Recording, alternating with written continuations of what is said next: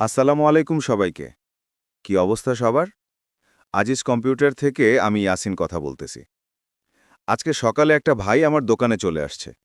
হাতে একটা phone, Vivo Y17s।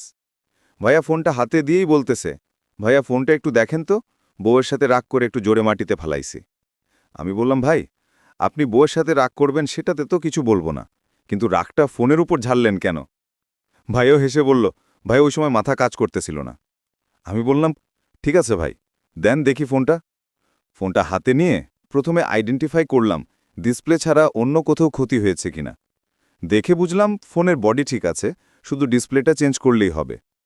আমি তখন ভাইয়াকে বললাম, ভাইয়া আপনার ডিসপ্লে চেঞ্জ করলেই ঠিক হয়ে যাবে, বডি পাল্টানোর দরকার নেই, এতে আপনার খরচও কম হবে।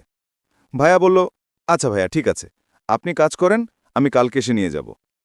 তারপর ফোনটা আমি হাতে নিলাম, ধীরে ধীরে খুলে ফেললাম পুরনো ডিসপ্লেটা, ভেতরে সব কিছু চেক করলাম, বোর্ড, কানেক্টর, ফ্রেম একদম ঠিকঠাক। তারপর নতুন ডিসপ্লেটা লাগিয়ে দিলাম যত্ন করে।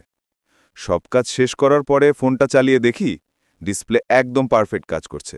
কালার, টাচ, সেন্সর সব ঠিকঠাক।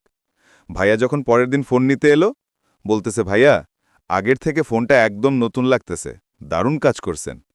আমি বললাম, ভাইয়া আপনার সন্তুষ্টি আমাদের পাওনা। তো ভাইরা, আপনাদের ফোনেও যদি এরকম কোনো সমস্যা হয়ে থাকে, ডিসপ্লে, চার্জিং, ব্যাটারি, স্পিকার বা মাইক্রোফোন, যে সমস্যাই হোক না কেন, চলে আসবেন আজিজ কম্পিউটার, আজমেরিগঞ্জ বাজার, ভুইয়া মার্কেটে। আর হ্যাঁ, আপনি যদি ইউটিউব থেকে ভিডিওটা দেখেন তাহলে চ্যানেলটা সাবস্ক্রাইব করে রাখবেন, আর ফেসবুক থেকে দেখলে ফলো করতে ভুলবেন না।